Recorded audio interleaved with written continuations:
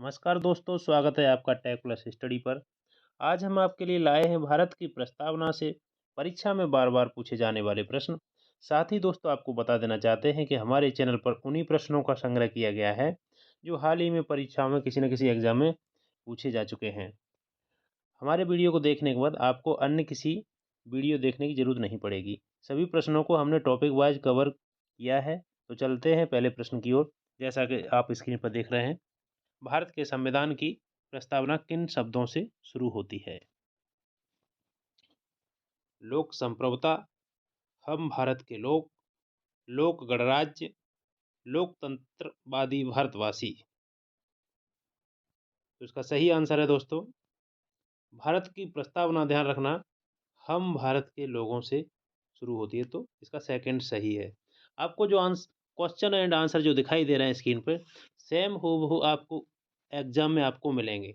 अगर आप साइंस के स्टूडेंट हैं, आपको मतलब पॉलिटी की उतनी जानकारी नहीं है, तो आप ये विश्वास कीजिए, जो क्वेश्चन लिखे हुए हैं, जो जिनको हमने कलेक्ट किया है, वो आपको इतना ही आप अगर तैयारी करके पहुंच जाते हैं, तो आपको एकदम एग्जाम में घबराने की ज़रूरत नहीं है। आपको सेम क्वेश्चन आपको वहाँ मिलेंगे, अगर आपके पॉलिटी सिलेबस में है और पॉलिटी से क्वेश्चन उठाए जाते हैं तो।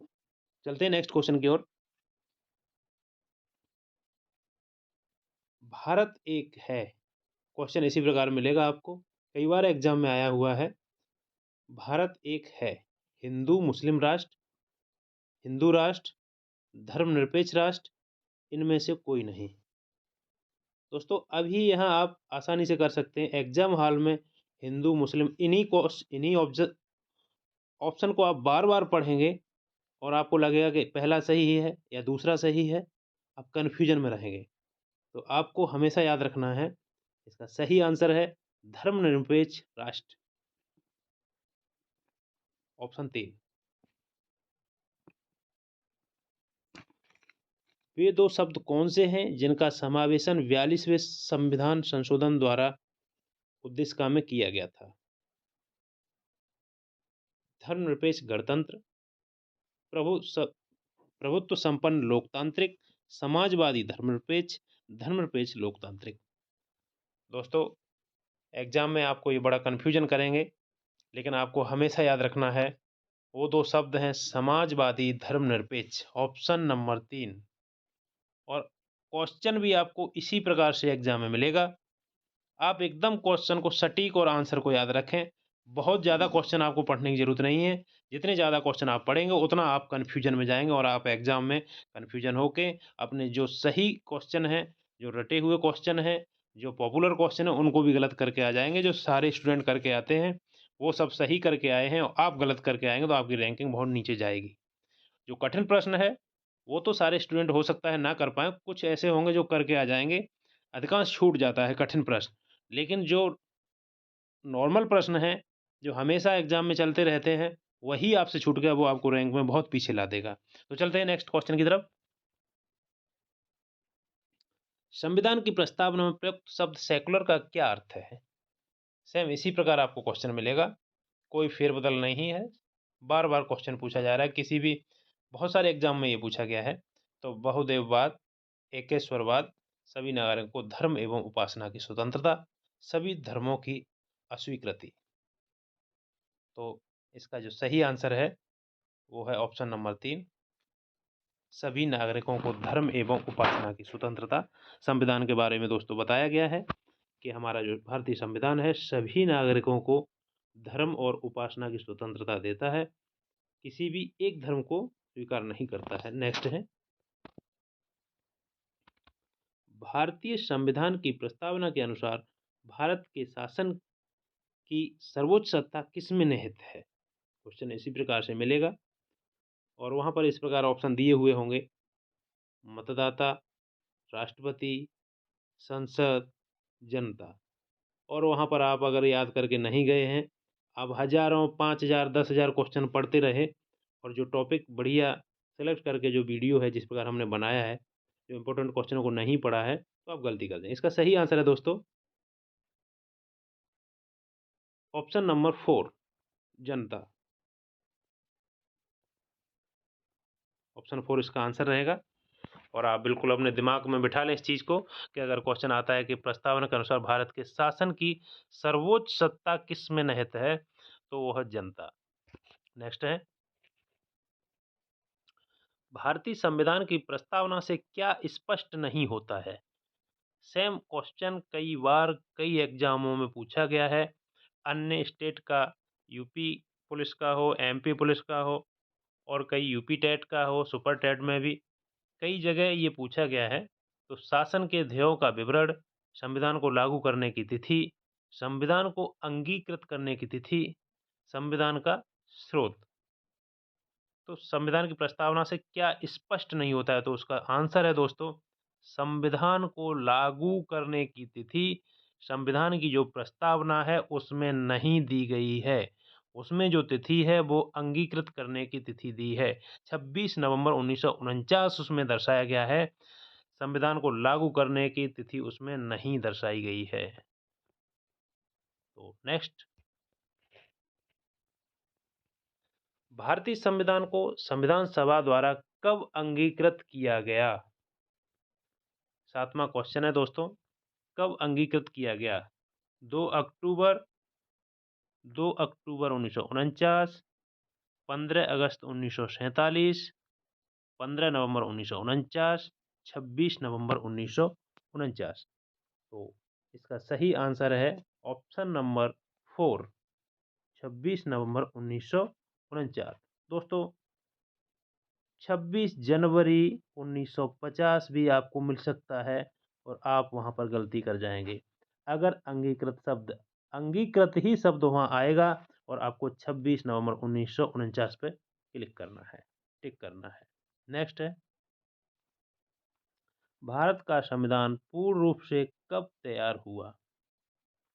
15 अगस्त 1947, 26 जनवरी 1950, 26 नवंबर 1949, 2 अक्टूबर 1949।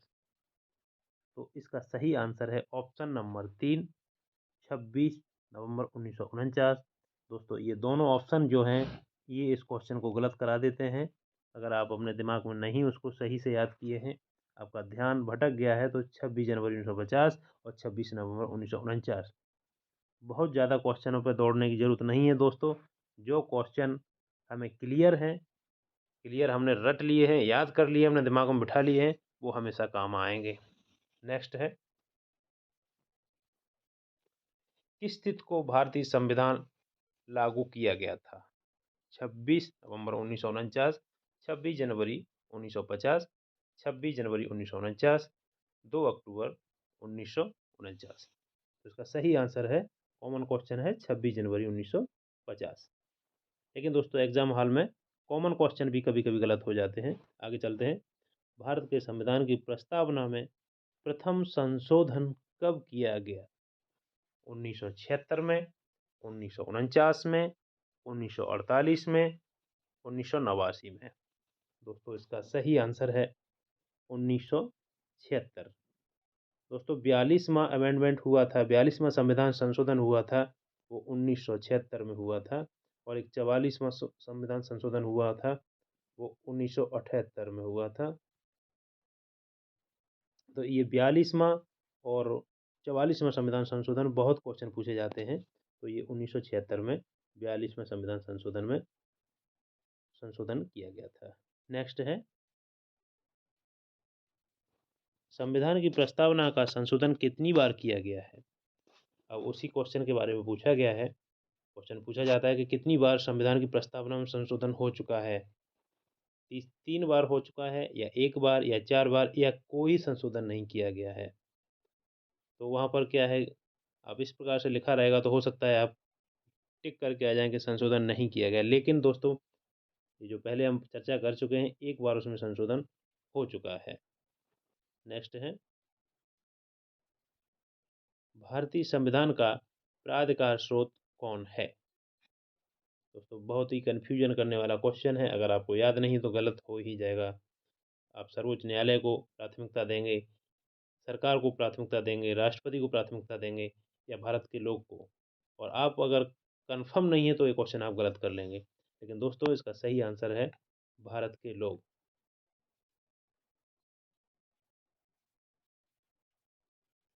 नेक्स्ट है, भारतीय संविधान की आत्मा किसे कहा जाता है? नीति निर्देशक तत्व, मूल अधिकार, प्रस्तावना, राष्ट्रपति। दोस्तों आपको मालूम है कि ये टॉपिक प्रस्तावना से चल रहा है, तो इसलिए इसका आंसर प्रस्तावना ही होगा। लेकिन एग्जाम हॉल में क्वेश्चन विभिन्न प्रकार के होंगे और नीति निर्देशक तत्व भी आपको कन्फ्यूजन करेगा, मूल अधिकार भी कन्फ्यूजन करेगा और राष्ट्रपति ऑप्शन भी कन्फ्यूजन करेगा, प्रस्तावना भी कन्फ्यूजन करेगा। लेकिन इतना ध्यान रहे कि अगर इस प्रकार का क्वेश्चन बनता है आत्मा रिलेटेड, आत्मा शब्द उसमें जुड़ जाता है, तो प्रस्तावना ही उसका आंसर रहेगा। ये अपने अच्छे से याद कर लें इस चीज़ को। नेक्स्ट है, ये वही क्वेश्चन है दोस्तों जो कन्फ्यूजन करते हैं, उन्हीं क्वेश्चनों को संग्रहित किया गया है। हमारे देश का संवैधानिक नाम क्या है? संविधान नाम से तात्पर्य है दोस्तों कि संविधान में क्या नाम दिया गया है हमारे देश को। भारत है, इंडिया है, हिंदुस्तान है, आर्यवर्त है, या भारत अर्थात इंडिया दोनों है? तो इसका सही आंसर है, संविधान में जो हमारा नाम लिखा है, संविधान में जो संवैधानिक नाम माना जाएगा, जो लिखा गया है, भारत अर्थात इंडिया। भारत की प्रस्तावना में भी यही नाम दिया गया है, भारत अर्थात इंडिया। तो इसका सही आंसर आप हमेशा टिक कीजिए, भारत अर्थात इंडिया। नेक्स्ट है, प्रस्तावना का वह प्रावधान जो सभी वयस्क नागरिकों को मतदान का अधिकार प्रदान करता है कहलाता है? गणतंत्र, प्रजातंत्र, समाजवाद, पंथ निरपेक्षता। तो उसका इसका सही आंसर है प्रजातंत्र। कहीं आप ऐसा ना हो कि गलती से गणतंत्र पर टिक कर दें। दोनों क्वेश्चन ऑप्शन इस प्रकार मिलेंगे तो व्यक्ति कन्फ्यूजन में आ जाता है, तो इसका सही आंसर प्रजातंत्र है। दोस्तों वीडियो टॉपिक के अनुसार बनाया गया है और ध्यान रखा गया है कि महत्वपूर्ण प्रश्नों का ही संग्रह किया जाए। आपके एग्जाम में इस टॉपिक से प्रश्न बनेगा तो वह इस वीडियो में अवश्य ही मिल जाएगा। इसी प्रकार शॉर्ट वीडियो में वर्तमान में पूछे गए प्रश्नों का संग्रह प्राप्त करने के लिए हमारे चैनल को सब्सक्राइब करें। धन्यवाद।